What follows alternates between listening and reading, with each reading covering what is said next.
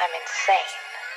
Once you realize that all the shit you used to care so much about just keeps you a prisoner of your own mind.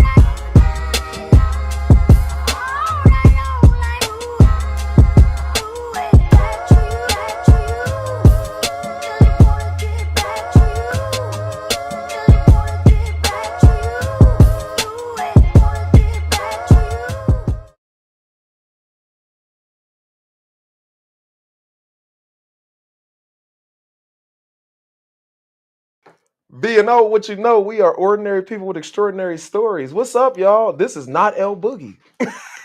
this is this is me making a mistake. That was my mistake for the week because I always make at least one every week. So y'all got my mistake. I'm here with my homegirl, man. So. So. I've been co-hosting on So show for a while now. Don't go watch it. Y'all will hate me. I've been co-hosting on So show for a couple weeks now. She officially made me her co-host. I officially made you my co-host. She did officially. Let me come down a little bit because there you go. This. Yeah. No, I said there you go to that towered over you. But yeah, man, she's officially my or I'm officially her co-host. And yeah, let me get all my stuff out the way. So all of my stuff. So what do we have here, man? We have Heritage Real Estate. Hey man, if you're looking for a home and not just a house, contact my homegirl Benika Henderson at Heritage Real Estate, man. We have this space because of Heritage Real Estate. If you looking for just a house, if you're looking for Airbnbs, if you're looking for investment properties, anything that you want as far as real estate, man, Benika Henderson can hook you up. You can find Heritage Real Estate on all major social media platforms: Instagram, Heritage Real Estate; Facebook, Heritage Real Estate. I think they on TikTok too. She's everywhere. Y'all go check her out, man. Also, my guys, Shop Talk 7, man. Y'all check out Shop Talk 7 streaming every day on My Radio Chicago. Yo, go download the app, SDR, Support District Radio. Go download that app, man, and you can listen to them every day at 7 p.m., man. If y'all want to see some dope talent, you want to see dope people, period. I'm on there on Tuesdays. Are you? Yeah. Maybe not every Tuesday, but I got to be invited. But I should be on there every Tuesday. But man, look, if y'all want to, y'all go check out Shop Talk, man. Support District Radio. If you don't do the radio thing, go look them up on Facebook. They stream live to YouTube every day at 7 p.m. Now, So, how you doing? I am good. I'm good. You know, I don't have my red lip, but I'm okay. I'm so even without the red lips, I'm happy to have you here. You are a talented individual. Oh, thank you. Yeah. Thank what? you. Oh, look, we didn't even put the description on here because all we had was L-Boogie's description. My name is not L-Boogie. Right. My middle name do start with an L though, but I don't call myself L-Boogie. So is an author, screenplay writer. Mm-hmm. You direct we'll get into all of that, but you're an author, screenplay writer. Oh, you got to hit me again. Film director, educator, and everything else. Like it's like everything else. Everything else. If you could think of it, that's what she is. Straight up. I like to try new things. I get bored easily. Right. Let's start. Where do we start at? Let's start about what the. Can we talk about the movie? We can talk about the movie. Let's talk about the movie first. So you are directing. You wrote the movie? I wrote both movies. I wrote so the horror movie is a short, and it came about with me and one of my actors from my feature. We bounce ideas off a horror movie. Okay. And so I think I'm I hiding my mic. went. Uh, Go ahead. I I'm went sorry. I'm home and hiding my I mic. wrote it. And so he's like a co-writer on it because he kind of helped create it. So, Okay. but like I'm like the full writer The on it. But main I put writer? him as a writer also because he helped with the ideas. How does that work with a What? co-writer? Like you pass it off to him, or Well, that what happened is we basically he would like write some and then I write some or whatever, or he'll tell me like what to write in it or whatever. But how this worked was basically I kind of just used ideas that he gave me and I Okay. came up with the whole movie. So Dope. we were driving down this road going to my place. It's a forest reserve. It's a dark road, scary. Mm-hmm. And he was talking about like a deer. He's like, oh, what did we hit? We messed up. We hit a deer. Yeah. And then we just started like, I'm like, this would be a dope road to film a horror film. Yeah. And I'm like, and so we just started like, yeah, we'll do this and do that. And I'm like, yeah, I was like, because it's not that many Black horror film writers. Yeah. Not that many Black real horror films. Besides like Jordan Peele, he has like suspense, Right. but it's not like horror. It's no creatures in it. Our culturally, We like not- our parents be like, oh, get off that devil mess. Ain't Right? nobody- Yeah, we don't have that evil type mind Right, where we can right. do these horror like scary creature like films. Right. So I'm like, let me be one of the few to write one that's not just suspense. It's like it's not suspense. It's more of horror. It's creatures. Right. And so really? yeah. Word? Yeah. So we just shot it. We shot it in. It was a 3-day shoot. Okay. And now the whole movie? The whole movie. Really? Yeah. Okay. So it's just short. Oh, okay. How long is a short? A short can be 5 minutes. Okay. But mine is probably gonna be about 25. I'm trying to actually stretch it to like 50 minutes. Okay. Because I'm adding like some scenes that like I probably wasn't gonna add, and then some stock photos and stuff or whatever. I'm telling too much stuff. So but I'm gonna try to stretch it to like 50. So because Tubi they take shorts for 50 minutes. Okay. And Amazon Prime, it was gonna go on there, but they're not taking any more shorts, which really sucked. Mm-hmm. So really? Yeah. Okay. So how does what I want to know is how does writing a movie work? Like, do you have to write the story and then write the script, or are you writing the script at the same time you're writing the story? How does that work? My mind is weird. Mm-hmm.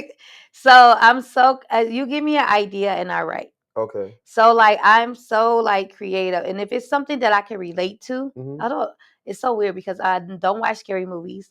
I'm afraid. I was scared writing my movie. I was scared doing a flyer for my movie. You were scared while you were writing? I scared myself. I write because I write in the dark, like, and I edit in the dark.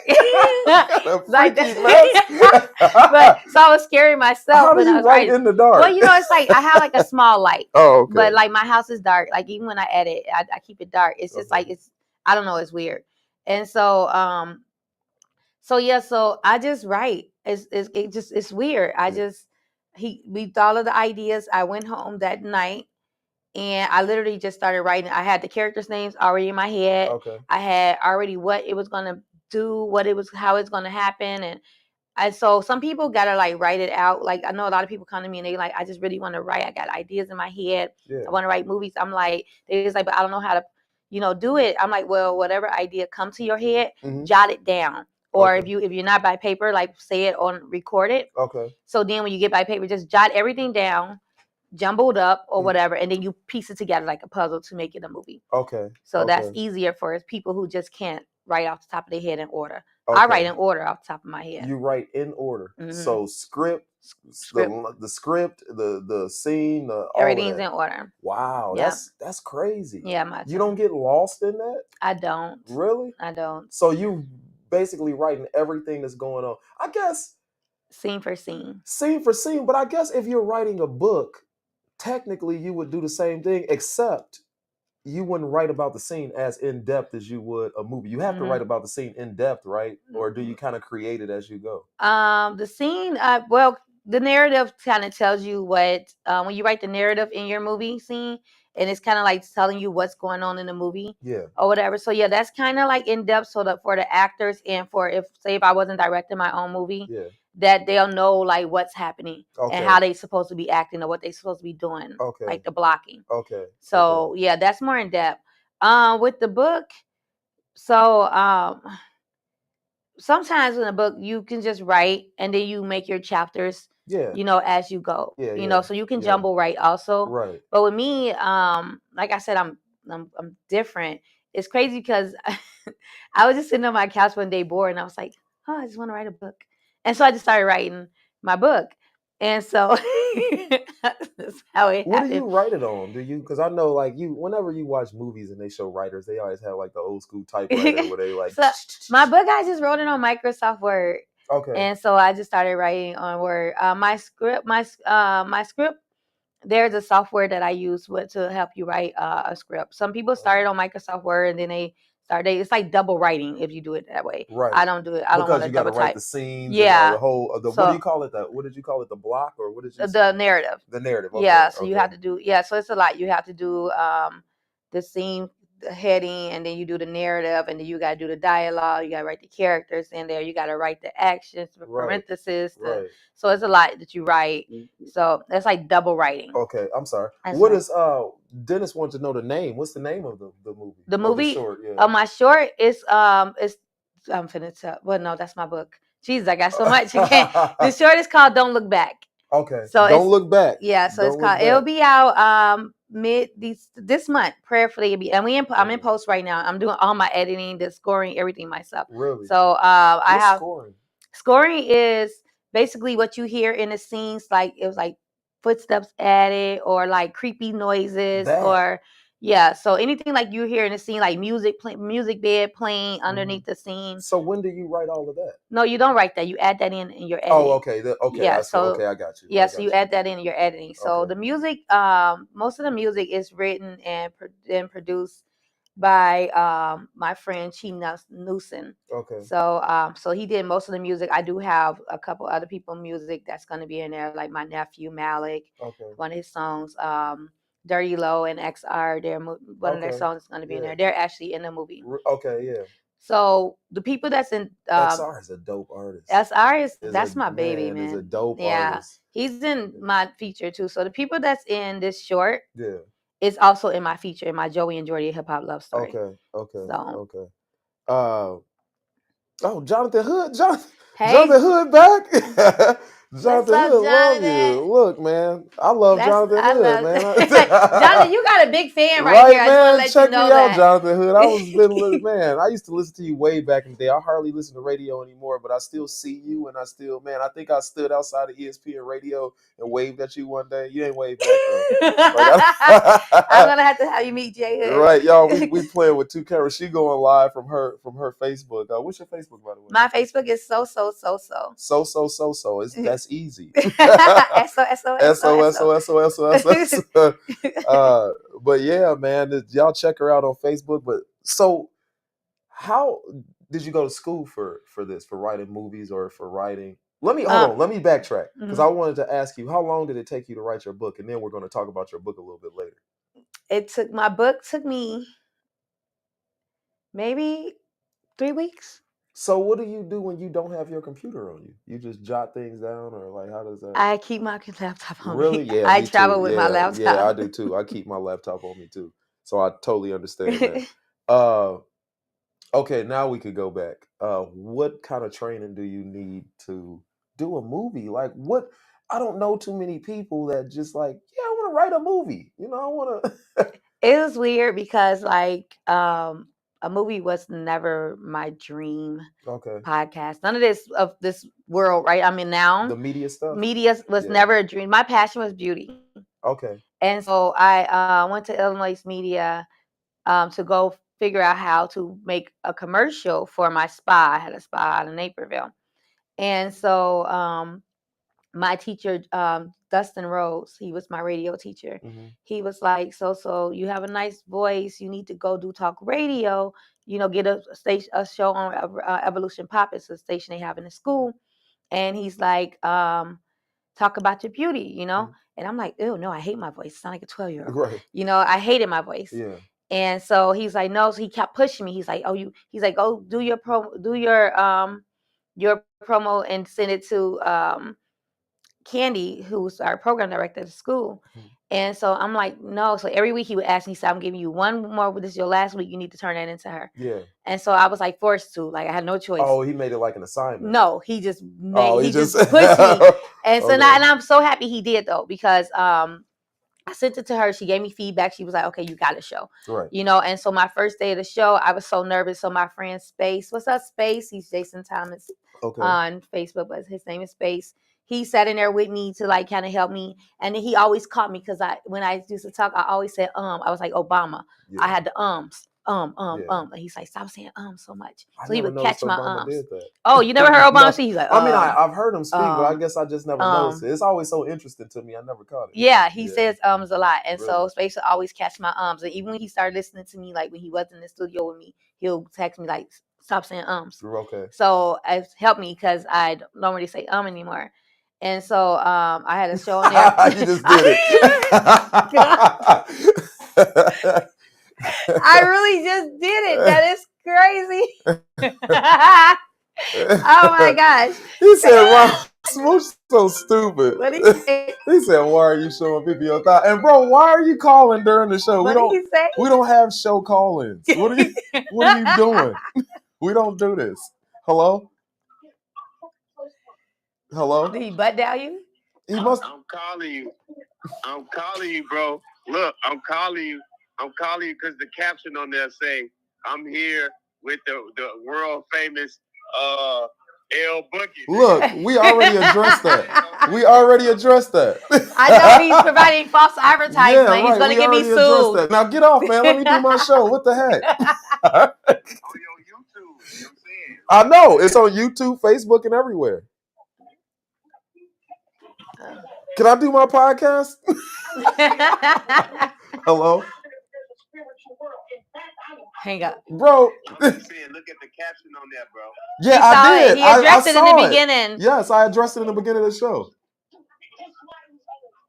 He watching preaching tapes, his kids in the background. All right, man. My show ain't supposed to be ghetto like this. All right, man. He could have texted that. He started laughing. Where we even at, man? Where we at? I'm about to eat some more M&Ms. We were talking about me getting started in this industry. Thank you. Yeah, so thanks, Smooch. Thank you, Smooch. So anyway, so I did my show. It was called Let's Talk Beauty. Mm-hmm. And so in beauty, people just put beauty in a box, like where they just think it's like makeup, hair, nails.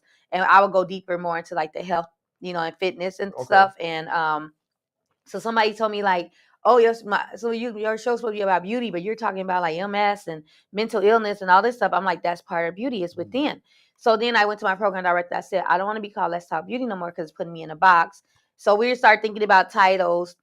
And so then someone came up with Real Talk with So-So. Mm-hmm. So then we did that. And then I was bored talking to myself all the time. So I got a co-host, which was Fats.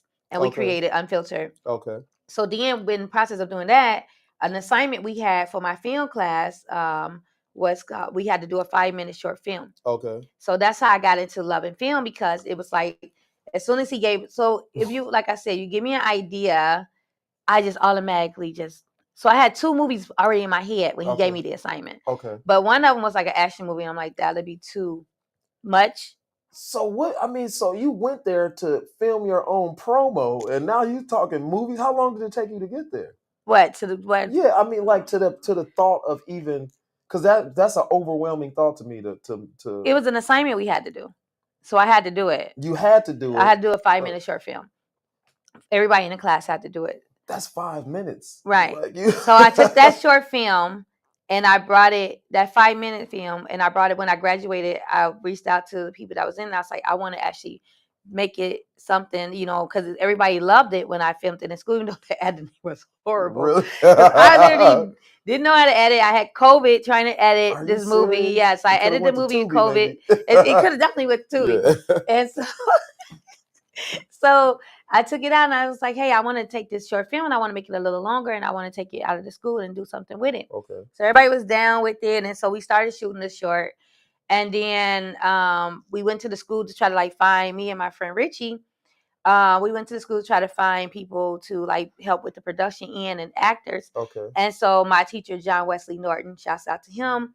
he's like, make it a feature. Okay. And in my head, I labeled myself a short film writer. Okay. I was intimidated when I thought by about like movies, a feature. Yeah, feature. Okay. Because I had a feature in my head that I was watching for like a year and a half that I was so scared to write because I didn't think I can write features.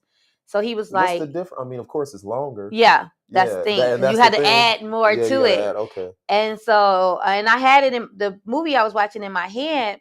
I had the bread, the top bread, the in bread, and made the cheese and the mayonnaise, but I didn't have the tomato and the meat. Okay. So it was like no meat, no meat. I probably had one slice of meat or something. So I'm like, it's a lot missing. So I didn't think I can write a feature. Yeah. And so he was like, make it a feature. He was like, I need 65 pages. I'm like, John, I got 30 pages. He's like, actually, I need 80 pages. I'm like, John, I got 30 pages. He was like, I really need 95 pages. Wow. I said, John, I got 30 pages. Right. He's like, I'll be okay with 86 pages. I said, John, I got 30 pages. I got 30. So all you get. What do I add to that? Right. So he's like, make it a feature. And he's a distributor for Amazon Prime. He's like, I'll put it on Amazon Prime. And I'm like, bet. So I'm working overnights at the hospital. And I'm like, how am I going to make this? I have 4 actors in my movie. How am I going to make this? Extras, it was like, how am I going to make this a feature with just 4 actors? Yeah. So here I am now adding actors, adding like characters rather. Yeah. So now in my head, I'm like, okay, now I got to get this character more speaking lines. So now I'm thinking about the actor, like needs speaking lines, get on some speaking lines. Yeah. So I go from having a 30-page movie to 109 pages. I have 27 scenes. Are you serious? Yes. So your short can actually be. It is a feature. My short now is that's my feature, not my horror film. My horror film is a. This is the action. This is the action. This is the hip hop love story. Okay. So it's called Joey and Jordy Hip Hop Love Story. Okay. Which I wanted to just make it completely Chicago based, and I wanted all Chicago artists music in it. Right. And so it was kind of hard. I'm reaching out, putting out like, hey, Chicago artists, I need give me your music to be featured in it. You get an IMDb credit, and you'll be featured in a movie. You all haven't had music in a movie before. Right. And it's going on Amazon Prime. And then we're doing like a movie premiere. We're touring it or whatever. So some people did, some people didn't, say they didn't come through. Yeah. So I said, okay, well, now I'm just going to go internationally. I'm just going to go across the United States and get music. It can't be a Chicago thing because unfortunately everybody in Chicago don't see an opportunity. Yeah. So that movie now is on hold because one of my actors have a personal emergency that they had to take care of. So I'm making it into an animated series like the Boondocks. That's dope. And so I'm just having them do the voiceover for it right now, so they won't have to come out. And then we're eventually going to shoot it as a movie. Who's animating? I have a friend. I actually have a student that draws, so I'm going to have her draw my cartoons out, and then I'm actually going to do the illustration. Do you know how dope this is? Like, who knows how to do this? There's the L-Boogie show. I didn't even know that popped up. So. Oh my God, this is a so-so show. How did he even put, bro, take your comment off of my screen. Who is that? There we go. Is that Switch? No, that's L-Boogie, who we actually I'm perpetrating. Yeah, right, is that Miss Diva? Is that Diva watching? Yes, it is Miss Diva. Hi, Diva. Yeah, Miss Diva. Shout out to Miss Diva. Yeah. Love you, Diva. I'm sorry. I got caught up always. That's why I try to, when I'm into this, I try not to look at the comments too much. But thank you, Miss Diva, for checking us out, man. Shout out to Miss Diva, man, for running Ambitions Entertainment. That's right, and she did not fire me. Bringing some of the hottest talent in the city and Chicago Heights to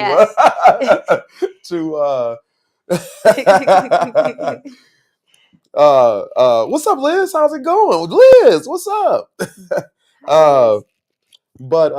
Okay, where were we at? We were talking about Joey and Jordy, the hip hop love story. Yeah. Yeah, and so animation. What is your actor being? Oh, because you hadn't filmed it yet. We started filming. We had to pause filming. Okay, you couldn't finish. So you want to make it an animated. So it's still gonna end up being a movie, a real movie. But right now, because we've been through so much trying to film this movie. So I was like, I want to do something, have y'all doing something and I got to be out some kind of way. Yeah. So I'm like, let me just do it animated right now and have y'all voices in it. Y'all faces would be in the movie, but it'd be more toony, so it'd be a series like the Boondocks, and then we eventually shoot the movie. Right. Because, and then I'm going to write a movie called filmmaker's prayer. What the heck? You went from 30 pages to now you ready to write 3 movies. Because the filmmaker's prayer is basically a movie about everything I went through trying to film Joey and Jordy, a hip hop love story. Because people see movies made. That is so talented. And are you serious? Yeah. You wrote a movie. It's what? I'm gonna write a movie about writing a movie. That's dope. And filming a movie. That's dope. That's my next one I'm writing. Yeah. And so I got so much stuff I want to write. So where do you know how to make money off this yet? Or do you know where the money comes from? Oh yeah. So basically, like I said, if I put it on Amazon, people rent it or buy it. Okay. And then most of the time it's more premiering. Okay. So you can make money off the premiering it and have people buy tickets to come watch it at the theaters. Okay. So that's another way to make money.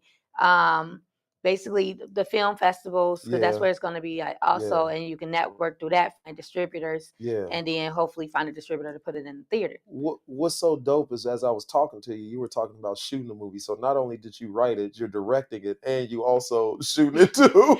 My short idea, it was a one-man production for my short. Wow. I was lights, audio, videographer, director. Yeah, I was the whole production. That is awesome. It's hard. What type of movie? We talked about it earlier, Liz. It is she wrote a horror film, a hip hop love story. Yeah. Then she's gonna write a movie about writing movies, about what she went through writing a movie. She's talented. She's very talented. But now, so you're an esthetician. All of this started, man. That's how life works. I love. It's crazy how life works. How you don't even have an idea, and now you just roll. You were just strictly an esthetician. I was a esthetician teacher. And you just tried to do a promo. Went to school to do just a promo. I went to school just to learn how to do commercials. You could have learned that on YouTube. You know, thank God you didn't go to YouTube. I know, right? Yeah. I know, right? And I would say, like, you think you want something, and then God to put something else in front of you. Yes. And so that's my next book. Yeah. It's called The Gift Within, because I've always been creative and I've always been writing. Yeah. You know, I write poetry and stuff like that. And when I was in high school, I kind of wrote, I used to write plays and stuff. Yeah. But I just got to chill. Yeah. Yeah. So I just, but I never really took into my gift, like focused on that being a gift. Yeah. Because we always worry about what we're passionate about. Yeah. And so when we ask kids, like today, like I'll ask my daughter, like, what do you want to do? She's like, I don't know, I'm not passionate about nothing. Mm-hmm. And then I had to tell her, like, with me, just my experience, like, you don't have to be passionate about your gift. It's something that God put in you that you're automatically, it's something that you can be successful in, because it's a talent that you automatically have. I'm sure you'll build a passion once you start. Yeah, and that's what happened with me. Like with me writing, it's like I love writing. I'm like, I love bringing out my creative side. It's my mind. It's my idea. It's my thought. Can nobody control it? You know? Yeah. That's dope. That's dope. So what else do we have? So we got the director part, author part. So did you, when you were doing all of this or even thinking about this, did you put, what happened to your aspirations to write? Like you said, you used to do all of that in high school. What happened to what made you go be an esthetician and just kind of just push your aspirations to write off to the side? Yeah, I never really had an aspiration to write. Really? I just did it. You know what I'm saying? Because I was able to, it was fun. You know what I'm saying? Who writes for fun? English is one of my favorite subjects in high school. Yeah, English and math. And so that's weird. Yeah, it is. Because usually they either you're good in the arts or humanities, or you're good in like math and science and stuff. I never heard nobody say, "Oh yeah, I love English and math." Usually you're gonna be good at one or the other. People that write, they horrible at counting. People that know how to count, they can't talk to save their life. Right, that is true. That is true. I think my algebra teacher made me love math. Okay. And then my sister too. When we were kids, like she was a grade before me, and so she would come home and she would teach me how to do like long divisions and stuff. So I started loving doing long divisions. Yeah. And so, are you serious? Yes. And then he made algebra fun. My high school teacher, Miss O'Brien. Algebra is fun. Yeah. Long division sucks. No, long division is fun. As long as it don't have, I don't have to do decimals. I don't like decimals. Yeah. Well, you have to. Well, no, I mean, okay. You do the commas. Sometimes in long division, it takes you into decimals. Yeah. That's why I hated long division, because I was a smart, slow kid, or I was a slow, smart kid, where I wouldn't realize the number two was repeating until I was like 5 numbers in. I was like, wait a minute. So my stuff is this long. Now I got 0.88888, and then I realized, like, oh, this is like the 8 that I get. It's remaining. Right. We need to make this into a fraction. But yeah, I love algebra. I don't know why, but I always love. Yeah. I love algebra, and I love geometry. Really? See, what happened with geometry was my teacher couldn't teach. Okay. So she always used us as her guinea pigs, what she called it. And I didn't know how I felt about that, because she was a white lady calling us her guinea pig. So what you mean by that? She always wanted somebody to go up and teach her class, or like she'll give us a problem, then we had to teach the problem on the board. Really? Yeah, she couldn't teach at all. Nobody liked her. We loved her husband, but we did not like her. Geometry. What school system did you I went to Bremen. In Midlothian. Okay. I grew up here in Merrillville. Oh, yeah, that's right. I went to a gifted school my last 2 years of high school, so I went away to school. Oh, isn't that nice? Yeah, but I wish he would have taught you, because like proofs. I like proofs. I like to. It should have taught some of y'all how to conversate, because proofs, like, it rolls. You know, what's like proofs? Oh my God, you really did. I dropped geometry. I only needed 2 maths, and I had pre-algebra and algebra, and then I dropped after that. So the requirement to graduate was 2 maths. And when she couldn't teach me geometry, I was like, this angle and 90-degree angle, 70-degree angle, and so I know angles. You have to prove proofs in geometry. You have to prove why this is like it is. So because geometry, you don't always have like an actual equation, not like algebra. So geometry, you got like to create you have to prove why this is a 30-degree angle, or why is you have proofs. You gotta look it up. That's sad that you don't know this. I don't want to look it up. I don't need that. I don't need that too, Leo, because I'm like, unless I'm trying to be like a carpenter or something, why do I need geometry? Actually, why do we need algebra? Are you serious? Algebra, we just need 1 + 1, 2 + 2, 3 + 3. No, because I have not used algebra since I've been out of school.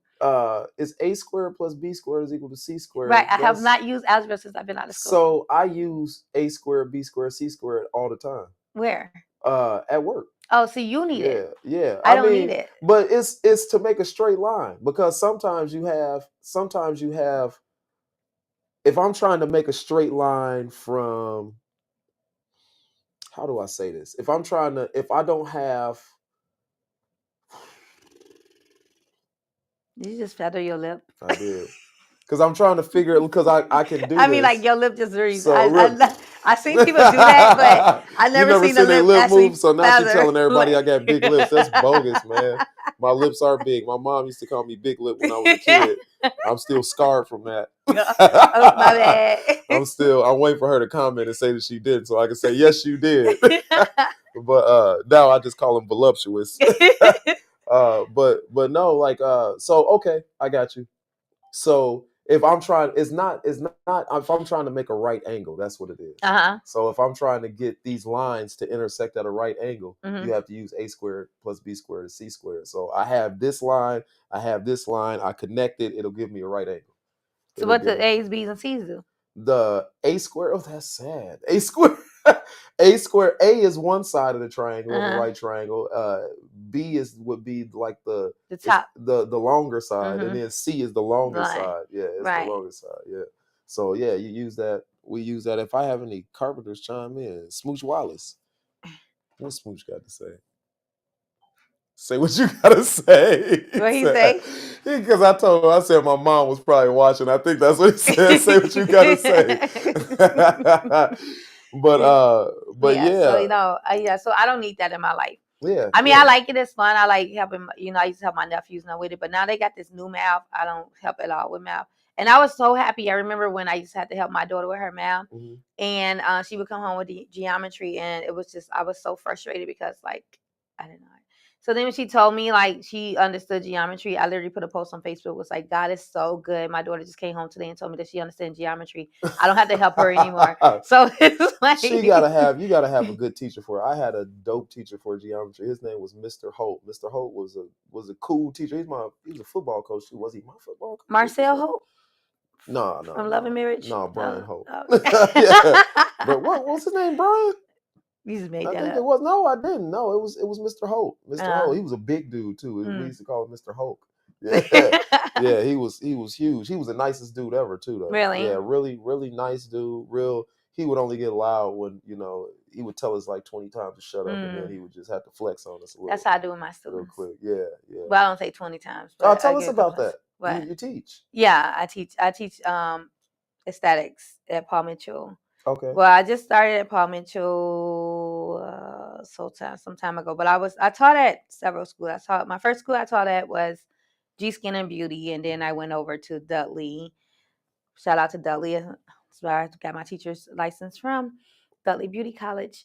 And then I went to John Amico. I taught at Tricosi.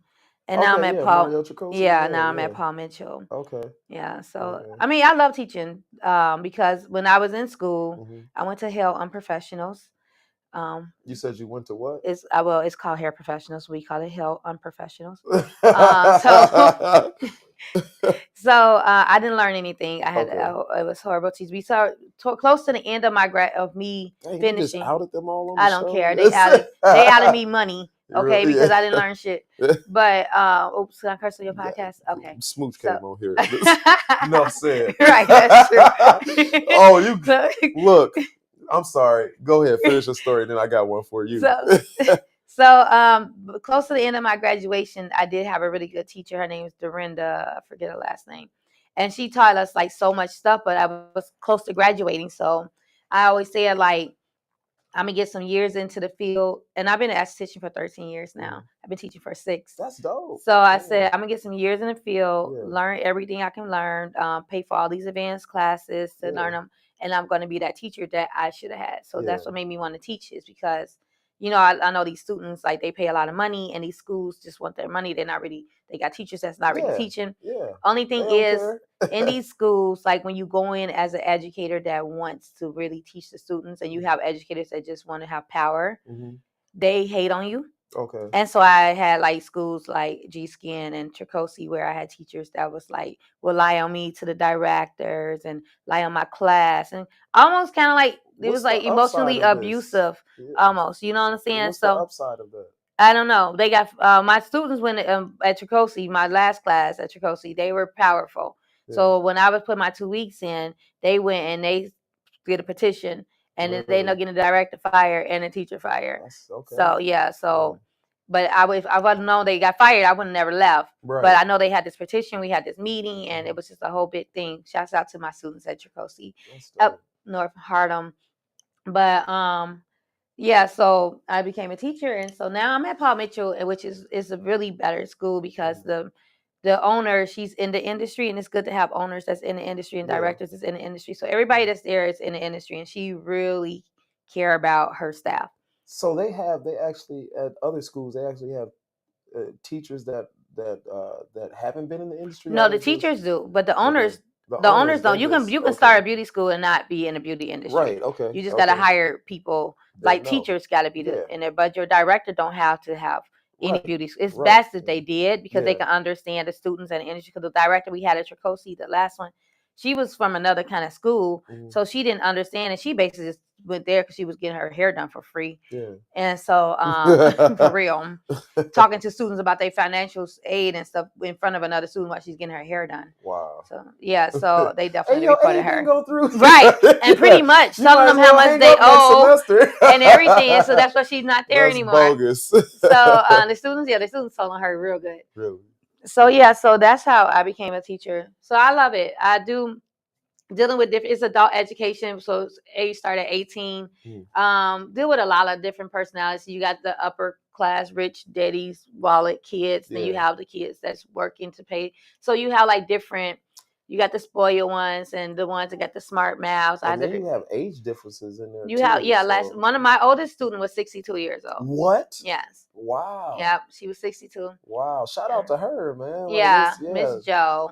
I can't tell you how old Miss Darlene is, but she's a doctor in theology. She's written a book. She's done a lot of things in life. She's just a dope person. Mm-hmm. But I was talking to her a couple weeks ago, and she just has a teachable spirit. It's it brings joy to my heart to know that there are people that are older. You know what I mean? They still young at heart, but they older in age. Because some, like I was telling her, some people they don't care. They don't want to learn anymore. Yeah. Like they get to a point where they're like, you can't teach me nothing. I know about life. You can't tell me nothing about life. Yeah. They it was what's the challenge in that when you get older students? Let's just say older students, because they haven't, this school might be new for them all over again. Well, Miss Joe was a retired nurse. Okay. And so her daughter was a student there. So they both was in my class. The challenge is, I think, because like some people that's older than you, I think that they feel like you can teach them something, but then they don't feel like they have to give you that level of respect that the other students give you because they're older than you, and they expect you to give them that. They forget that I'm your manager now, kind of. This is my classroom. This is my ground rules. You have to listen to me. I'm always going to respect you because you're a person. Anyway, just as a human being, and you're my student, so I have to show a certain level of respect for my students.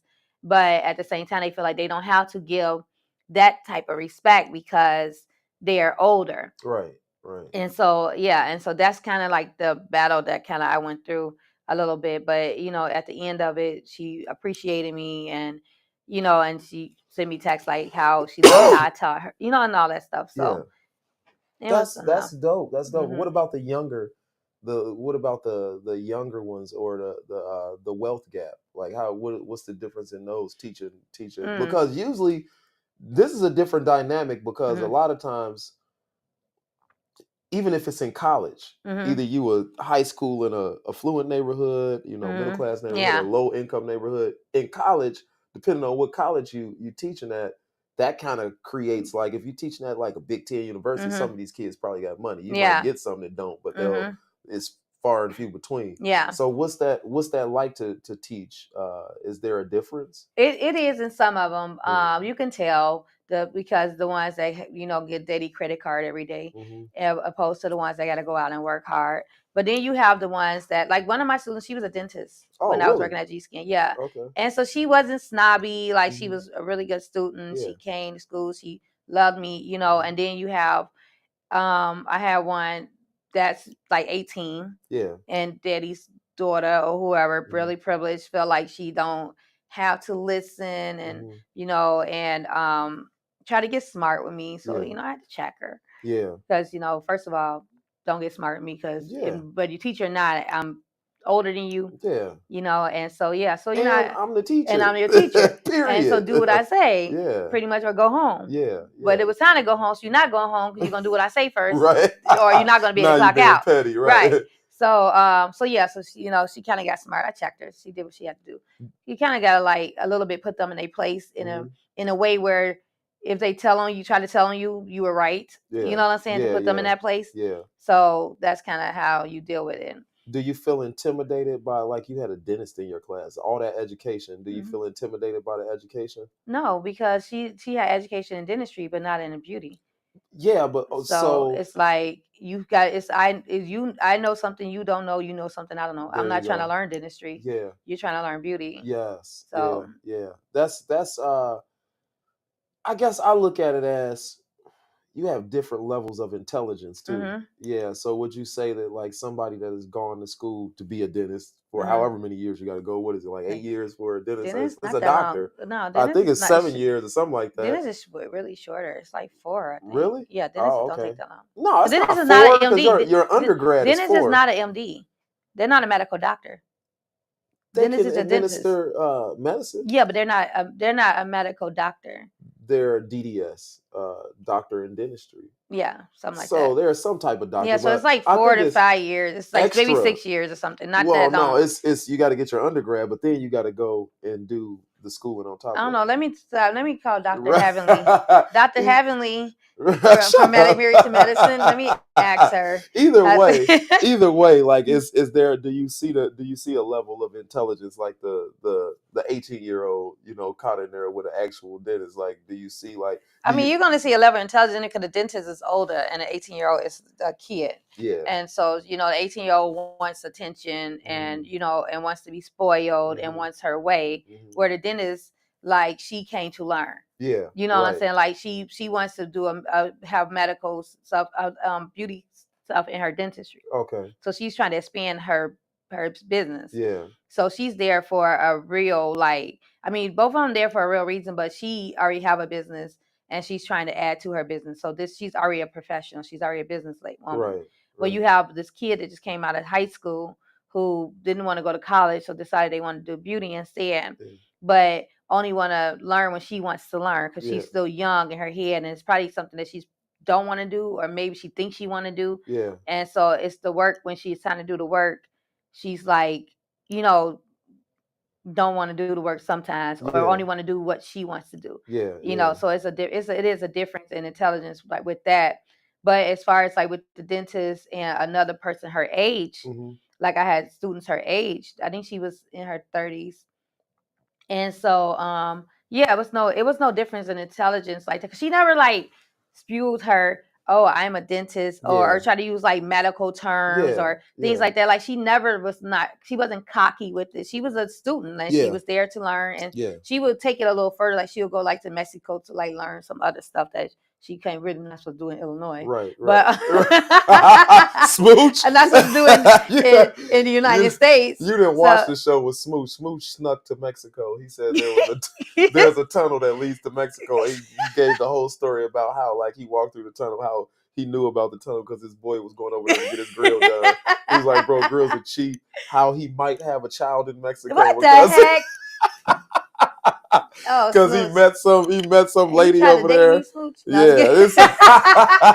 But so I know exactly what you're talking about because Smooch has been to Mexico illegally without a passport. I said, did you even have your passport on you? Said no. Why? I said, bro, just in case. Oh yeah, but you got caught trying to come back. Right. Yeah.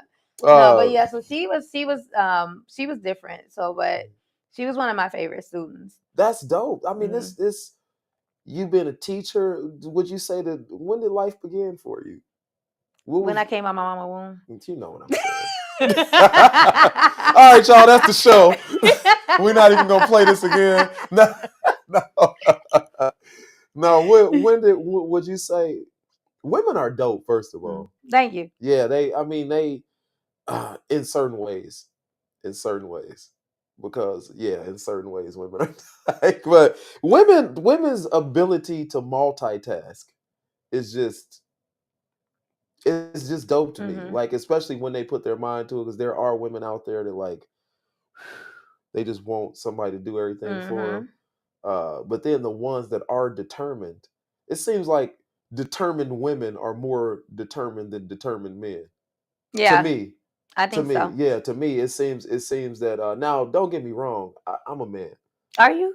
And men are dope. Oh, okay. we are. Y'all are. Men are dope. We are. Because without men, we wouldn't be no women. Yeah, we hold the key to life. You know what I'm saying? Well, I don't know that. I think we kind of hold it because we kind of my body, my choice type of thing. Yeah, right. So yeah, right. So. My body, my choice. but no, women's determination. When you see a determined woman. I even hate to say this because I don't hate to say it. This is from my perspective. When I see determined women, like it's like, man, y'all ability to multitask is just insane, insane. And so like it's amazing that you have kids, you have children, and in the midst of all of this, and going to school, working, you wrote a movie, you wrote a book. I read a book. So now, let's talk a little bit about that. Where are we going with the book? So, The book is called Tales of Love and War, a book of short love stories. So I decided I want to write like one long book about one subject or whatever, because I know like people attention span nowadays is short. It's TikTok. That's why music started getting shorter. Yeah. So I didn't. If I wrote one long story, their attention span would, they'll probably read some, put the book down, and then probably don't go back to the book, or maybe go back to the book months later. So I'm like, let me just write a bunch of short stories, all with a plot, all of them have a twist. Before you get too deep, let me plug you real quick. Hey man, y'all go to Amazon, and it looks interesting. Tales of Love and War. Y'all go check that out, man. Go and support her on Amazon. Where else do they? Right now, it's just on Amazon. Okay. I will be in next year having a whole celebrating it and the real release and book signing and stuff. Okay. That's I mean, it's just dope that you have a book. That's and I have to really, and it's so weird because, like I said, I don't celebrate me. So, like, I think because I just do stuff. Like when I wrote the book, it's like, it's kind of like I said, I be feeling like unhumbled if I like to feel. Yeah, unhumbled is it's a new word that we use. I don't even know the word for unhumbled. What's confidence, maybe, not or humble. Arrogance? I don't feel. It's somewhere between. Unhumbled I don't feel between. humble. I don't feel like I'm no, a humble keep person. Using unhumbled. Yeah, I like unhumble because it sounds like it's the right word. Yeah. So like when I wrote the book and I put it out there, and I was like, okay, I did this book, and I put it out there, and it's like I didn't feel like a joy, like I didn't. It was like, I'm like, then I had to tell myself, like, wow, girl, you actually wrote a book. I had to like really tell myself, like, you wrote a book. Yes. I think because it wasn't in a plan, I was just literally sitting on my couch and like, I want to write a book. You wrote and it, then I wrote it. You know how many books is sitting under people's mattresses or on their desks and under. It's not just the fact that you wrote a book; it's the process of going and getting it published. Right, I self-published. You self-published. I published everything myself. I mean, I wouldn't even know where to begin with that. I'm sure I could look it up, but I mean, so you self-published. But I had a mentor. He actually told me how to self-publish. But still, it's the process. It's the process that you actually have a book on Amazon. I'll tell you this: when doing this show, like this is, you have a podcast. It's not for the faint of heart. When you're trying to get it off the ground, you get discouraged. I did a live show. 2 people showed up. Where I was like, oh, 2 people showed up for you. That's great. Maybe like it was my birthday, so probably like 6 people showed up. Really? Well, hey, it was your birthday, and there was I got 6. 2 of my friends, but it's going through that process, and it's some things that I learned from that. But it was like I was just so discouraged, and what kept me going was I took a little break because of just life. But what kept me going is I would look at what I created. This was nothing. This was nothing. Yeah, I don't even have this yet. It wasn't. I mean, just the V&O, the whole thing, the V&O. Like I started with 5 people and we came up with the views and opinions. But like the V&O, what ordinary people with extraordinary stories. That wasn't. I made that. I had help. My boy made this. We went through the whole process of this. Yeah, nice. But it just it's seeing something that you created. You know what I mean? Come to light. So like when you look at this, you don't get excited. It's so weird. Like it's so weird. I don't know. Really? It's weird. How? I don't know. I have to like really try to convince myself to be happy for me. I think because it's like kind of stem back from when I would do things and I was never celebrated or supported, with family and so-called friends or whatever. Yeah. So like I think it kind of like dropped my confidence in myself. Yeah. So I'm like really slowly like kind of picking up my confidence when it comes to me doing things, and this is why like it's weird. I'm laughing because I don't even know why we expect support from family and friends. Look, Jesus was healing people. Like literally folks was dying and he was like, get back up. Right. And then he went back home. It's like, man, you ain't nobody. if he didn't get his props and he was bringing folks back from the dead, who we think we are? I know, but like, so back in the day before I realized, like when my pastor told me to, he was like, your family is going to be your least supporters. Yeah. But because my family used to be so tight, we're, and we're such a big, like, it's like a million of us. You thought he was lying to you? No, it's just that I thought like it would be, like, okay, maybe, I think he told me this like after I kind of found out and I went in and kind of been into him. Yeah. And so it was just like when I was like in beauty school and I was like still learning and like practicing on people and doing, and it was like chatter talk behind my back, like, oh, she did a bad job. I'm learning, I'm practicing. So it kind of like broke my confidence down a little bit. So now when I do things, it's like, I wrote a whole freaking movie. I just shot a movie. But it's like, you think it's because you're so, sometimes you can be so close to something that sometimes you can be so close to something that you don't, if you were not there for the making of it, and like say you were there for the beginning and then you see the end product, a lot of times that's like, wow. Right. But if you there through the making, all the mistakes you made, sometimes it is like that. This show is different because I get a new show every week. I make mistakes every week. I'm in awe because it's something new every week. But I can imagine that you with the same product. And so it's kind of like it gets stale to you. It's finally done. Yeah. And it's like, Joey and Jordy has been like a whirlwind. Like it's just been obstacle after obstacle after obstacle with that movie. Yeah. And so like that's like my baby, because that's the first thing I started with. And I know like when that gets done, I'm just waiting for the day where I can say it's a final wrap. Yeah. So when I shot the horror film and I was able to say it's a final wrap, I was like, oh, I finally like finished, because I'm sitting like, maybe I can't, I hope I can be able to finish this. I couldn't finish Joey and Jory. Yeah. And so I was able to finish it. I'm like, wow, I actually completed a movie. But that was it. It was just like, wow, I actually completed a movie. Yeah. You know what I'm saying? It was not, I don't know why I can't build that joy up in myself. Like even me getting on the mic to do I write erotic poetry, and I'm coming out with an erotic audiobook. Erotic poetry audiobook. So, you nasty punk. I am. I'm so nasty. I'm freak nasty. So, you know what? A lot of women and moms do be the ones writing this erotic stuff. Like you have women getting choked out and put in handcuffs, and she'd be like, "Come on, kids." After you get done, after you just got done writing that nasty chapter in the book, now you about to take the kids to the grocery store. Pretty much. Right. Yeah. So I even did like a video. I was actually gonna do what is it called? OnlyFans with my erotic poetry. So I did like one video. It's very classy though. It's like sexy classy. Yeah. And put it on OnlyFans for my erotic video, because people make millions of OnlyFans, honey. Now, do you get pastoral support, or do you talk to your pastor? Pastor, I want you to check this out. Pastor might go on and make sure it's right. Hey, let me check this out for you. Make sure you're doing it right. So who knows? But yeah, so I'm still up and down about the OnlyFans. So but and I was telling my students about it. It's like, go ahead. This girl makes lots of money off her OnlyFans, and I'm like, it's classy, and with the nosy people. Like they see here that I got an OnlyFans, they'll subscribe because they trying to be nosy. So that's money for me. Yeah, $5. I'm not charging no $5.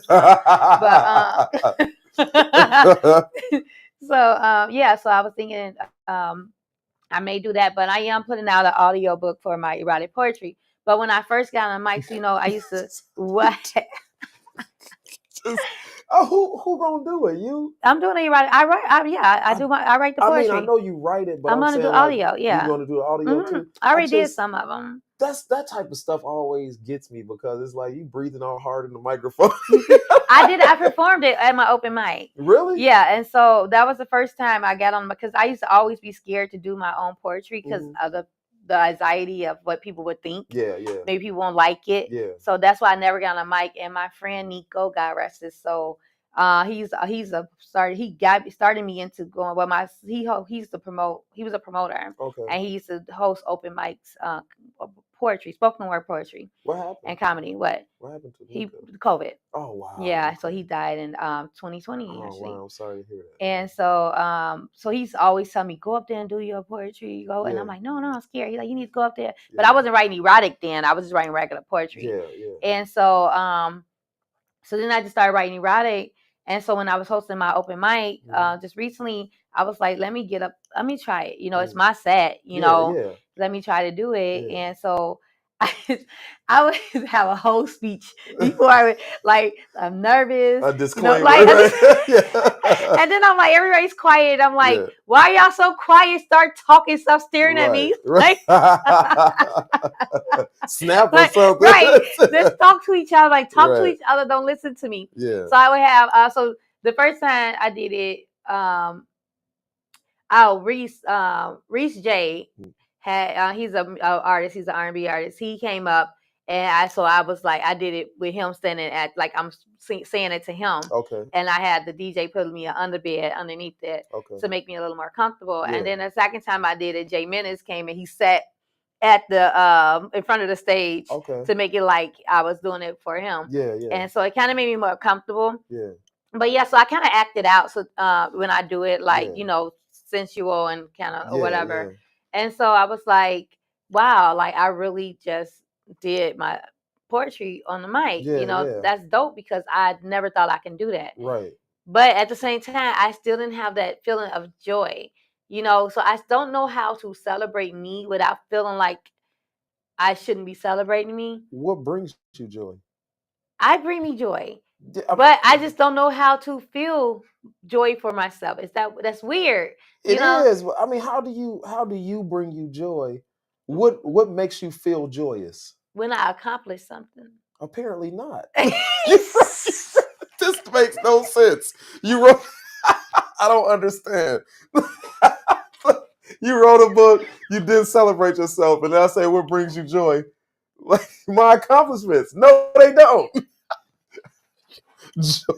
You celebrate joy. Like maybe I should ask. Okay, what question should I ask? How do you express your joy? You express your joy like this? I express my joy by like promoting what I do. That's kind of weird. Like that's why next year is I'm having the whole celebrate me party. Okay, there you go. So I don't know who's gonna show up. Maybe it's just me. You know, no, maybe my own party. Be you. But I'm gonna have a celebrate me party.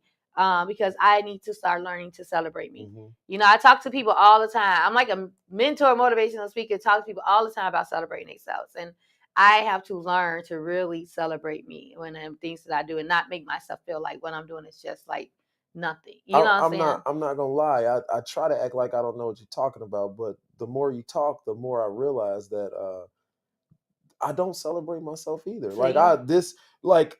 Yeah, there's times that I am happy for myself, mm-hmm. or I'm joyous, but I don't really celebrate. I've never thrown myself a party, like a party in my honor. Mm-hmm. No, because I just don't want to set myself up for failure for me to be like, hey, y'all had a party for me, and then nobody show up. Exactly, that's the whole thing. Because on my birthday, I was doing a live in-person podcast, my Unfiltered podcast. So who's that? Smooch? Yeah, shout out to the Smooch section. This is not about you, Otis.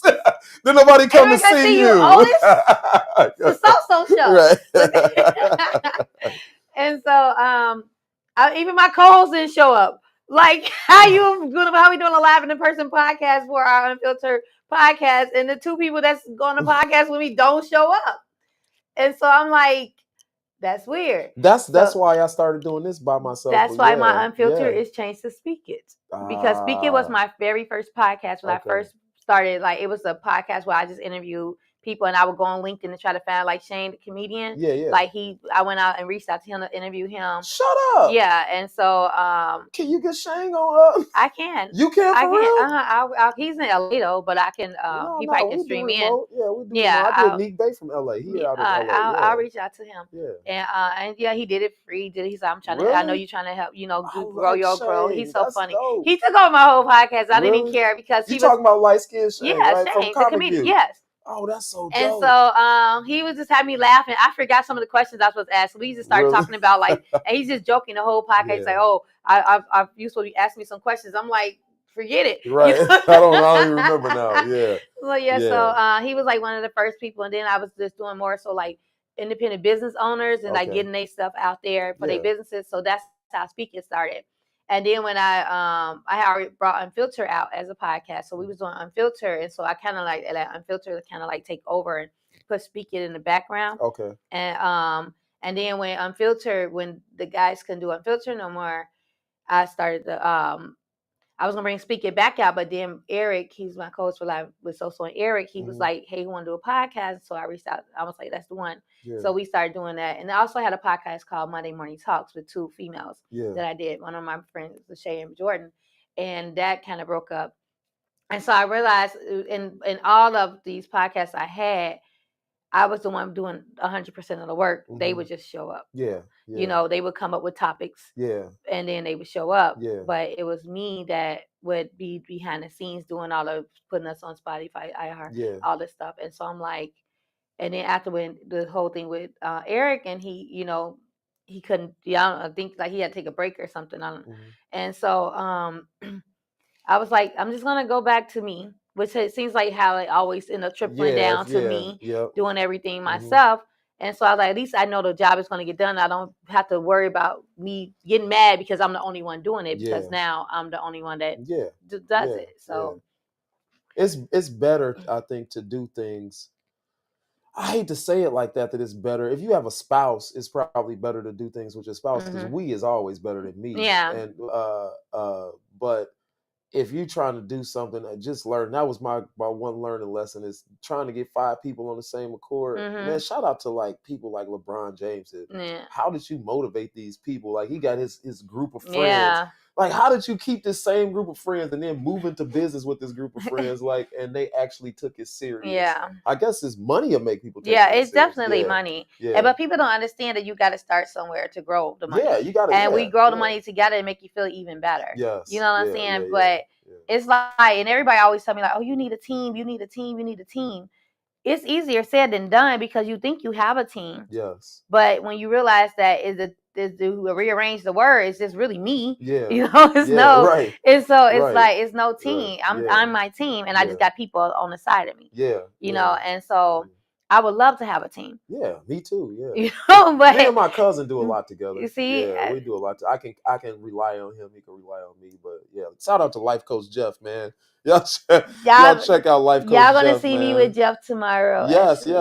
Jeff is having we share guests a lot. Jesus Christ, really? Y'all just passing me around. Right. Hey, bro, I'm done with it. You can have it. No, but we share guests, and then we help each other out. Like, he have an event, just like at the award show. You won an award. That was my first hosting gig, which that was horrible for me. But, really, you think so? I think you did good. I did okay. All right, you did okay. I don't do well. I don't do well in a hosting environment like that. Look, hosting for Black folks is different. Like, it's like you gotta. I love hosting. Really? Yeah, really? I love it. It's I hosted a couple of things, but I did host something at Ambition, the Hip Hop Fest. Okay. They had I hosted it was a smaller event at this it was some conference, I forgot. And then I was on a panel at the Black Women's Expo, the Love and Relationship panel. Okay. I didn't host that, but I was on the panel. And then I hosted the Youth Summit in Dalton. It was with G Herbo and Tink and are you serious? Corporate and Skinbone. What? And, so that was the biggest thing. That? And these cats was there, so you met them. And I took a picture with G Herbo. Asked me that I want to take a picture with him. Yeah. He asked you? Yeah. Really, that's dope. Yeah, he's like, you want to take a picture? And I was a tour, so it was so hot outside, right? Yeah. And then my allergies was kicking my butt. Oh. No matter how much makeup I packed on my face, but my curls fell out. I was so beautiful going there. By the time I got there, my face was all runny. Really? So I looked so horrible. And I'm like, he's like, you want to take a picture? And I was like, stuck. And I'm like, shit. I don't even know you like that. Right. But, okay. So I was sitting there, I sound like this. Literally. So the picture is so horrible. I literally had to put a filter on me because it was just like my face was like just swollen because my allergies was kicking my butt that day. And so so we didn't really, because they just kind of came. They had another event they had to go to, so they did their thing or whatever, for a little bit, talked, and then they had left. And so when he was coming down, he had stopped, and I think somebody was asking him if he can take pictures with people, and so he came right to me, and I was like, "Oh shit!" Like, I'm like, "Do you ever want to take a picture with me?" Right? You know? That's crazy. did all like the hosting and all of that, you would have still just been an esthetician if it wasn't for Illinois Media School. Man, shout out to Illinois Media School. Shout out to Illinois Media School. I got to meet, and me and you talked about it, but I got to meet Tony Schofield the other day. Y'all, I got interviewed. Oh, you know what? I was wrong. It wasn't Tony Schofield that I said I tagged. It was Stone Pony. Oh, matter of fact, the person that I said I tagged. Okay, no, Tony Schofield, because it hit me like Tony Schofield. I grew up with Tony Schofield. You know what I mean? Like when I say grew up with him, I mean I'll be on my way to Bailey Middle School in Gary, and the radio will be on. Tony Schofield's on there. Yeah. All through Barack Obama's president, or not through his presidency, through his say that again. Campaigning. Yeah, through his campaign. I would listen to them on the radio, and it's just historic for me. You know what I mean? And then all of a sudden, man, shout out to Boss Lady 2 times, man. Y'all, International Radio. She's just a dope person. She had me on there, and she interviewed me. So I was coming from like I had to do a welding certification, so I was dirty. You know, I was coming. I just threw my V&O sweatshirt on to get interviewed in, and then I went to the wrong spot. I went to I'm always advertising myself. So I went to the wrong spot. Dude told me it was the wrong spot. I was like, hey man, subscribe to my podcast. I don't care. He was like, yeah, so he walked me down there. So I'm looking in the door. We was at Brownstone it was like in the hundreds, 130. I can't tell you exactly where it was at, but I looked through the window and I was like, I know this cat. I know this dude I know this face. Because he got a very distinct, Tony Schofield, he just looks distinct. And I didn't realize he was that tall. And so I was like, is this Tony Schofield? I'm sitting there looking at myself. And then I looked at like we was all sitting tight and I'm sitting there and I was just in awe. I'm listening to this dude talk about interviewing Nas and interviewing Barack Obama and interviewing Kirk Franklin. Yeah. And just all these years that he had been on the radio. And now he's teaching. Illinois Media. Yeah. See, I didn't go to his campus. That's the Chicago campus. I went to the Lombard campus, which is now in Rosemont. Oh, okay. So so I didn't go to all the way up there because I lived in Romeoville. Oh, and so okay. It was in Lombard. That's straight up 355, right? Yeah. So it was so it was in Lombard when I went there. They just moved to Rosemont, a bigger campus or whatever. But I want to give a shout out really quick to somebody. Kamal Woods. He's the owner of Rock Island Everything. He had Rock Island Bistro, Rock Island Clothing, Rock Island Splash. He's the one that got me to be able to host at the Youth Fest. Okay. He opened up his bar to me to shoot my movie scenes in. Wow. To do he got me into the whole hosting of the open mic. Really? Like that's what really kicked me off fully to host because he had me host open mic. Yeah. And gave me my own thing to host my open mic. And like he just always look out. I was able to shoot scenes in his clothing store. Real humble guy, real nice guy, businessman, boss. Yeah. And so just definitely shouts out to you, Kamal. Love you, brother. And much respect. Man, shout out to you, Kamal, man, because everybody needs somebody to give them that start. Yeah. Maybe Shane might give me Shouts out to Shane also because he was one of the very first people that I reached out to on LinkedIn, and I just reached out. I was just in people inbox on LinkedIn. Are you serious? And saying, hey, I'm trying to start my podcast, get myself out there. Can I interview you? And I had some people saying yeah, and they don't show up. And then Shane actually came through and he showed up. Wow. And so we was virtual, of course, and it took off. And so shouts out to you, Shane, comedian Shane. The people that didn't show up, were they like big name people? They was somewhat some of them was like just business owners, so like popular businesses. One of them was a judge. He was asking me like questions. He was like this big judge, and he like really helped like juveniles like get back on their feet or whatever. Like he was a black youth or whatever. So I wanted to interview him. He was asking me questions and stuff, and I had to pay for like the premium on LinkedIn to get into there to be able to message those type of people. Yeah. So I paid for the premium so I can message them. And he was asking me questions, and I'm thinking like, okay, it's going good, and I'm answering his questions, and I'm like, I'm actually interviewing you. You like asking me questions. Yeah, right. So then it like went nowhere. Like he didn't ever say he was going to come on. I tried to reach out to him again. He just didn't reply back, and I'm like, why are you asking all these questions? And and you act like you were interested, and then it didn't go nowhere. So I just unfollowed him. You know, just to give, I like to give perspective because a lot of times we just be mad about life, but you gotta think a judge. He probably just trying to watch his back. Like, what is this? Somebody's cousin that I didn't let off? Like, yeah, I helped a lot of people. He was asking enough questions. He could have asked those questions. Yeah, like, yeah. It's such your cousin. And he didn't live out here. Okay. And so, so I said that's another thing I'm going to do. I'm going to go back into where, sometimes they say you got to go back where you started from. Yeah, yeah. So that's what I'm going to do again. I'm going to go back where I started from, go back on LinkedIn and reach out to more people. That's to giving me ideas. To get on your podcast and stuff. Yeah.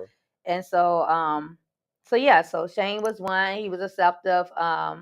He advertised his show, his comedy show. So I went and watched. He told me to watch his comedy show. So I watched his show before, he came on to my show, so we could talk about it and stuff. Okay. And he's a dope dude. That's dope. Cool. I noticed that a lot of people that just like when I met, like I said, Tony Schofield. I did Meek Bell on the show. I did Jason Silver, man. Shout out to y'all, Jason and Dana Silver, man. He was on a show on called 50K 3 Ways. He was a contractor on HGTV. Yeah, I know that. Yeah. So, but these people, man, a lot of times I notice these people are very humble. Like they just real cool. Just like they don't even look at it as like I'm not a star. I'm just a regular person. But and then it's always the people that's not. That wants to be, those are the people that'll stand you up. Those are the people that will stand you up, won't show up, and they canceling on you 15 times and they don't even care. Yeah. Just unapologetic. They want to get paid. Yeah, they want to get paid. Which I understand making your money and all of that, but like even if I gotta pay somebody, whatever, man. But at the same time, like. Don't no call, no show me. Like, exactly. You know what I'm saying? Like, exactly. And you got to understand too, like you had to start from somewhere and where you wanted to do something and you couldn't pay the person, especially, somebody's trying to rise to the top or whatever. And they putting a lot of more money into their production end of it. And so just to do them that favor, because also at the same time it's doing you a favor because you're meeting new people because who's ever watching their show never knew you. Right. So now you're gaining new followers from me. Yeah. And you're probably not even sharing my show on your page. I can't. No, not you. Oh. Bust you out. I didn't even know you weren't. Man, Jay Hood can't. I think Jay Hood pop in and then he pops in and pop out. Hey, Eric. Because man, Jay Hood. I just talked about Eric. I just want you to say hi to me. That's all. I listen to your stuff. I stood outside of ESPN studios. I said it. R.I.P. to the legendary Nico. Peace, Queen. So. Oh yes, thank you. I said it. Nico is known. I'm surprised. Like you don't. Or you not from Illinois. But Nico, he's very known. Hey, Nico was like my really close friend. Yeah. Nico. And my friend Mario Kaleo. I met him at Illinois Media, was like the two people who were so much into this entertainment. Mario was a motivational speaker. He had motivational speeches on YouTube. He was into comics. Yeah. And he had a whole thing. It was called Mr. Oh my gosh. Oh, Mario. Oh, well, you can't kill me. Mario people don't kill me. Mr. Round, no, Mr. God dang it, I forget his name. I'm so sorry, Mario. Please forgive me. But he have this thing where it's I bought his shirt. He have merch. Yeah. And he's a motivational speaker. Yes, and he's a motivational speaker. He's a rap artist. Comic. He does comic. Okay. Not go around. Gosh, oh my gosh, I hate when I can't think. But then he have his shirt. It's called I have it. Never mind. I'll text it to you. We'll tell y'all next show. Tune in next week. Yeah, tune in next week. That's the cliffhanger, so you can find out who the heck she talking about. I'm gonna think about it when it's over with. It's gonna come in my head. If somebody's watching, y'all know Mario. Space, where are you at? Like, let me know what is Mario's Instagram and stuff. So that so y'all can listen to him. That's Mario passed last year, 2022. Wow. I think. Yeah. How old do you think? How old was Mario was just turned. He was 39. Oh my God. Yeah, he passed last year, and then Nico passed the year before him. Did he have health problems or? Not really, Not but really? he ended up passing from, I don't know, From COVID? Yeah. No, Mario didn't have passed from COVID. Oh. Nico passed from COVID. Okay. Yeah, Mario had heart cancer. Oh, really? Yeah. Mm-hmm. Oh my God. Yeah, and so he passed. Heart cancer. Yeah. I never even heard of Me heart neither cancer. I didn't until know the it was a end. thing. Me neither. Wow, It's very rare. Man. Wow. And so so yeah, it was like two of like the people who really inspired me, who really was like pushing me or whatever. Yeah, they're gone. So some things I do is like I do it and I think about them like when they was trying to get me to do it, or they was talking me into like, trying to motivate me to do it. And so like that's like, especially with my poetry. So it's like when I was first read my poetry on my Monday morning talk show, we was reading it doing poetry day. Because my friend Michelle Lachey, shouts out to Michelle, she does poetry and she always try to push me too. Yeah. And I'd be nervous, like my throat be shaking like I'd be shaking like a crackhead. Man, forget that. And so now I think I'm pretty good now. I think I can go on the mic and I can do it because I did it at Talk It Out Tuesdays with they have it every Tuesday at 75 Lux in Hazelcrest. Okay. With I'm so horrible with people's names. Like, my gosh. I think you forgot my Eros. name when I was okay. with Eros. So you forgot my name when I was on your show. I am co-host. You was like, I'm here with my the VNO, whatever his name is. Introduce yourself to him. But I am. I'm horrible with names, and please forgive me. Y'all know who I'm talking about. Yeah. My students, my students are everybody's names. I can never ever get my students' name at all. Really? Yeah, I'll be like babes. Yeah. Yeah, how are you horrible with names and you're a teacher? Hey, you. That's my disclaimer when I get a new class. I'll be like, look, I'm gonna know y'all face, but I'm probably not gonna know your name. Yeah. Even after you even when you graduate, I probably won't know your name until after you graduate and you text me personally. Okay. So yeah, so I'll be having like 25 students, 30 students, 16 students. Yeah, so it's a lot of them. Yeah, that is a lot. Unlike Unfiltered, I usually try to run for about an hour, and we've been going for it. And it's called Speak It. Huh? Oh, Speak It. I'm sorry. Yeah, not Unfiltered anymore. It's been an hour. Yeah, it's been an hour, almost hour, 20-something minutes. Sure. But what I want to tell you is I want to say, start celebrating yourself. My mom said and listened to me. It's sad. I vented to my mom, and before I came here, just going home. This is the worst time in my life, like through my whole life. Like this right now, right now, people see the smile on my face. They see, and I told my mom, I said, you never know. What I say, I'm not, and I'm always open on my show. Like it's okay. Like I'm, and I think it's okay to be open because I think my experience is the human experience. He was open on my show too. Y'all watched Speak It last week. He was please don't watch that. He was so open. Look, please don't say nothing about that. This is and YouTube is called Speak It. Speak It. Y'all watch next week. We got a good topic coming up. It's on Monday. On Monday. And he is so open on that. I really appreciate his openness. But this is go what your mama say.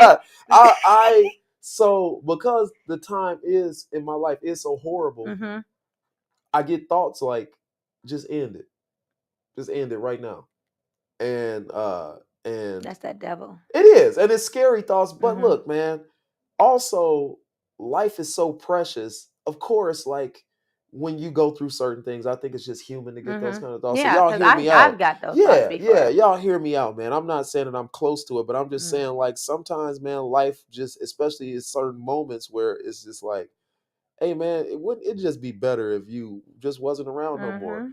And I don't pay attention to that, but it's just the fact that you get the thoughts. But then I was telling her that I do this show because she was like, why do you do, she wasn't asking why I put all this hard work into it, but I just mentioned it. And I told her, like, it's because of one of the moments that we just had.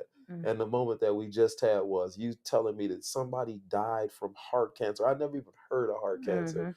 And it was every show, even the funny ones with Smooch and L-Boogie. Like I get these thoughts every show to live life to your fullest, man. Yeah. Celebrate yourself and live life to your fullest because you never know. Never know. You never know. Miss Darlene sat here and told me that her dad tried to kill her multiple times. And I like her father, her birth father. This hit me to like, bro, live your life. Treat people well. Even when people don't treat you well. I'm going to continue to hold my character. There's people right now that think that I treated certain people bad and never even came to me. I mean, I've heard terrible things about myself. And I just refuse to hate. I can't hate folks. Even though I want to. I want to punch some people in the head. You don't even just know. Because this people will believe about great people. Like, and I'm not saying I'm a great person, but I'm just saying I know I wake up every day. You're a great person, right? Thank you. Thank you. And so are you. So are you. I wake up every day with intent to treat human beings like they're supposed to be treated. I want to treat human beings like God would treat them. And some people, even folks that claim God, don't. They don't care. They don't care. And they don't care. True. It's crazy, man. It's crazy, man. And some people, like, because of people will think that you treated them bad because, like, say I have I'm terrible. Like you said, you're terrible with names. There's some people that'll take that to heart and be like, she a terrible person. She didn't even remember my name. Yeah, they do. That's they really faults. do take some of them, take it to heart. Like, my name is this or whatever. And I'm like, that's great. Charge it to my head and not my heart. But it's some people that will, out of their heart, treat you like garbage. They're doing it intentionally. And it's like, sorry, you're not memorable. Yeah. Or just, Well, look, my memory, look, here's the thing. I drink coffee for memory, all right? So if I don't have coffee... It'll give you energy. I don't think they ever say anything about memory. It don't give me energy at all. It keeps me sane. It keeps me my day going. Right. And if I don't have coffee, I'm discombobulated. Yeah. So, if you're talking to me and I didn't have coffee, like, and you expect me to remember anything you said or your name, it's not gonna work. Like, I think Can you pass me that piece of paper? Don't bother me. I didn't have my coffee. Dude, like, it's crazy. Like, don't ask me to fill nothing out. Don't ask me to sign nothing. I can't think. It's like I can't function without. My name is so and I'm addicted to coffee. All right.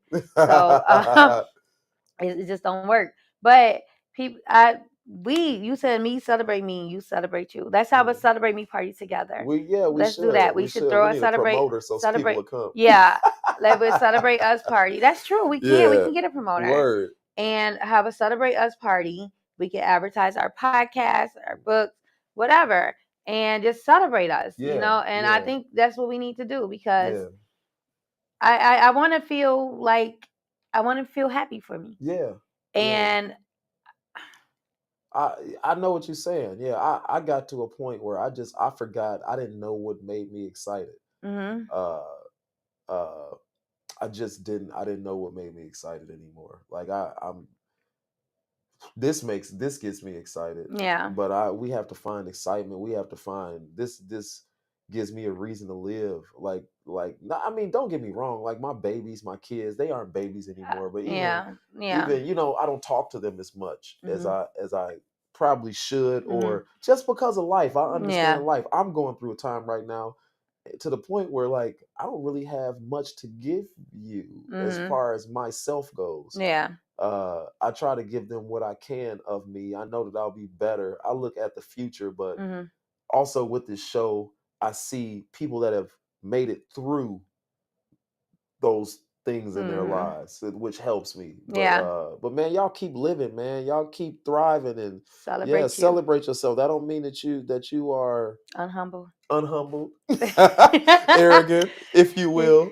Right. And then I got to get that out because when people ask me, like, even at work, when I had to introduce myself to the students and I was telling them just my beauty resume, and then my education specialist was like, wait, you're in film, you do social media, she write movies, and I'm like, oh yeah, because I was like, I don't want to say too much, I don't want to, like, so I think it's like people can say what I do, and it's fine. But if I say what I do, I feel like I'm going off into a bragging mode because it's so much.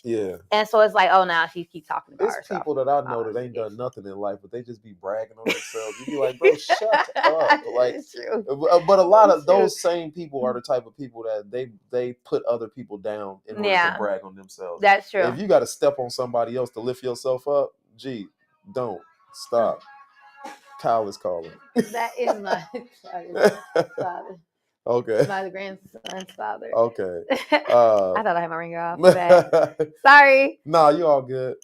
Hey y'all, thank y'all for joining. So thank you so much. Thank you for having me. I like this. I like this. I gotta get my studio. Yeah, you will.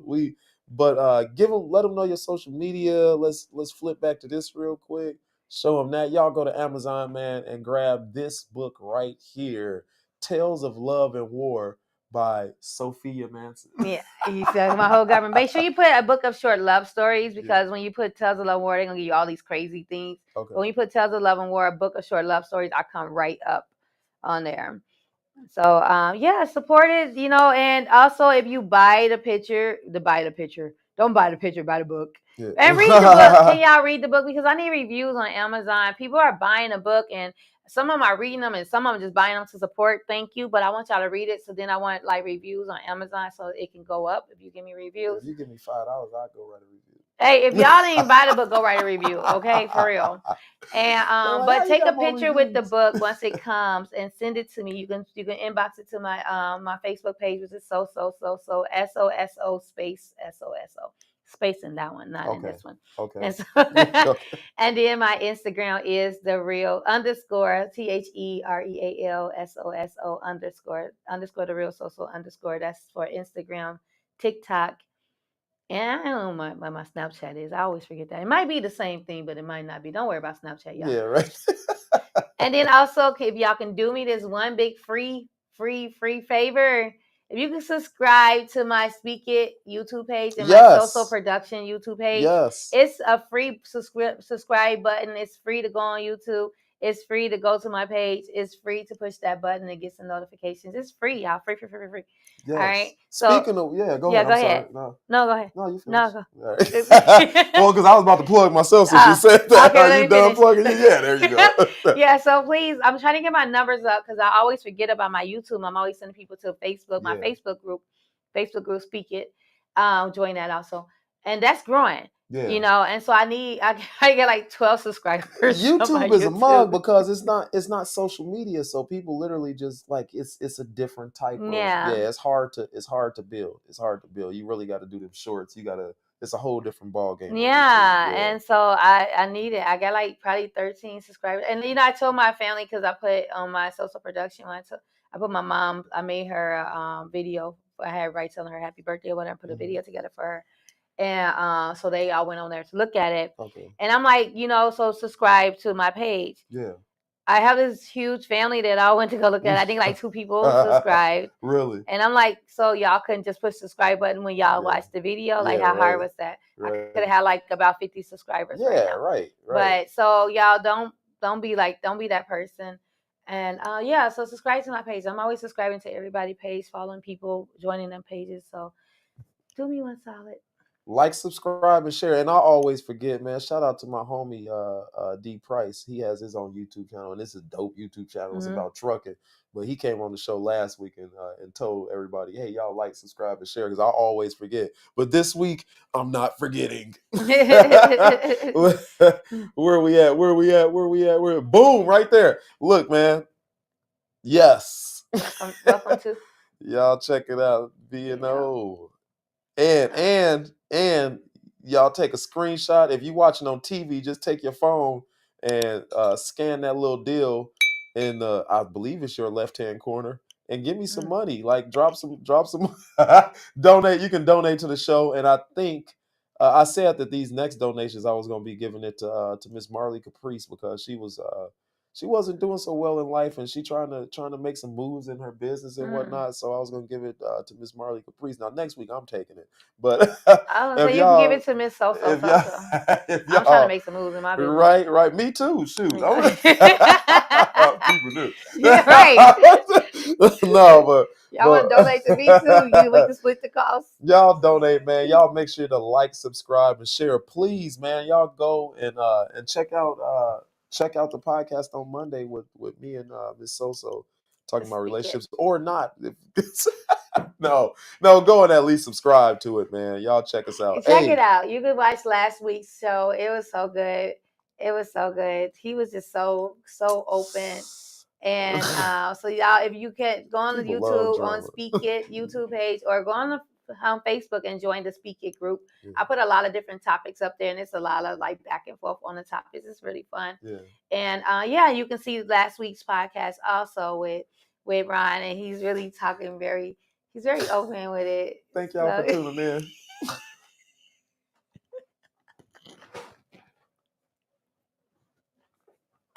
But have you ever thought, what if this is all just a dream? And we're just waiting in line to wake up?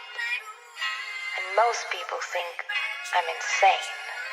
Once you realize that all the shit you used to care so much about just keeps you a prisoner of your own mind.